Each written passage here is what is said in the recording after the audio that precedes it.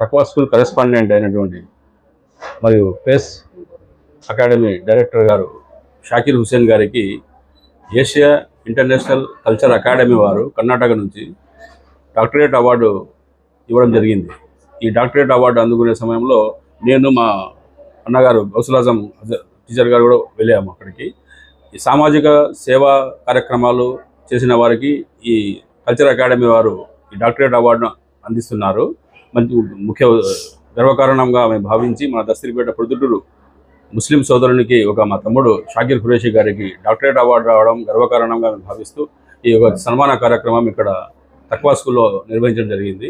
ఈ సన్మాన కార్యక్రమానికి వచ్చినటువంటి అతిథులకు, ముఖ్య అతిథులకు అందరికీ నమస్కారాలు, ధన్యవాదాలు. ఈ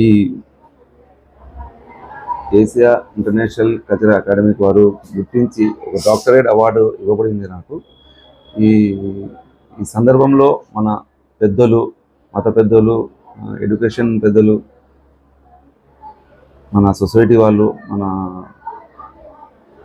టీచర్స్ వారందరూ వచ్చి ఈ సభలో పాల్గొని ఈ సభని సంతోషంగా జయప్రదం చేశారు. అందరికీ నేను కృతజ్ఞతలు తెలుపుకుంటున్నాను. నెక్స్ట్ ఈ అవార్డు వచ్చిందని, ఈ అవార్డు వచ్చిన తర్వాత ఇంకా నేను బాధ్యతగా ఉంటాను. ఇంకా ఏం స్టూడెంట్ కానీ ఎడ్యుకేషన్ పరంగా కానీ ఎవరికైనా ఎట్లా సపోర్ట్ కావాలా, ఎలాంటి సపోర్ట్ కావాలన్నా కూడా వాళ్ళకి నా సాయం చేసినంత వరకు సాయం వాళ్ళకు తప్పకుండా సాయం చేస్తూ ఉంటాను.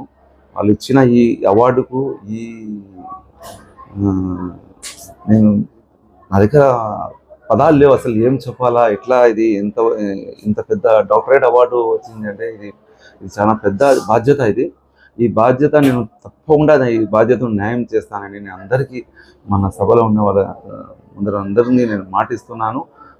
ఇన్షాల్లా ఇంకా దేవుని దయ వల్ల నేను ఈ ఎడ్యుకేషన్ని ఇంకా డెవలప్మెంట్ చేస్తూ, ఇంకా కార్పొరేట్ లెవెల్లో పిల్లలకు ఎడ్యుకేషన్ ఇస్తూ, వాళ్ళకు రేపు బయటకు పోయిన ప్లాట్ఫామ్లో ఎక్కడి నుంచి వచ్చినారా అంటే ఫలానా స్కూల్ నుంచి వచ్చాను, ఫలానా కాలేజ్ నుంచి వచ్చాను, తక్వా స్కూల్ నుంచి వచ్చాను అని చెప్పి గర్వంగా చెప్పుకున్నట్టు ఆ విధంగా ఎడ్యుకేషన్ తప్పకుండా ఇస్తానని మాటిస్తున్నాను.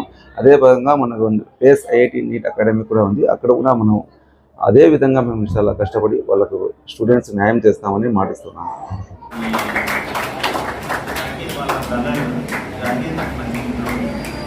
తద్వారా మన షాకి మన దగ్గరికి మన పిల్లలు తీసుకొని ఇప్పుడు వచ్చేవాళ్ళం. ఆయన ఎప్పుడు చూసినా కూడా నాతో ఎప్పుడు మాట్లాడుతూ ఉన్నా కూడా సొసైటీకి ఏదో చేయాలి సార్, నేను సొసైటీలో అందరికీ పోవడానికి కానీ నా ముందు చూసాయని చెప్పేవాడు.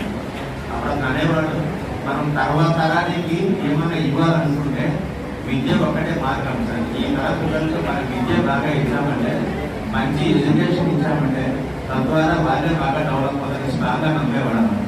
అందులో భాగంగానే ఈ తక్కువ స్కూల్ అనేది స్థాపించి స్టూడెంట్ పీపుల్ చాలా మందికి తక్కువ ఫీజు తీసుకుంటూ ఎడ్యుకేషన్ పెడుతూ వాళ్ళందరూ బాగా డెవలప్ అయ్యాలని చూస్తున్నారు.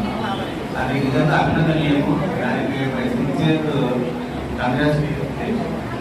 సేమ్ టైం ఈ మధ్య రీసెంట్గా ఐఐటి విద్యార్థులకు, మెడికల్ విద్యార్థుల కోసం పేస్ అకాడమీ స్థాపించి అందులో కూడా చాలా తక్కువ ఫీజులు తీసుకుంటే విద్యార్థులను బాగా డెవలప్ అవడానికి కృషి చేస్తూ ఉంటాడు.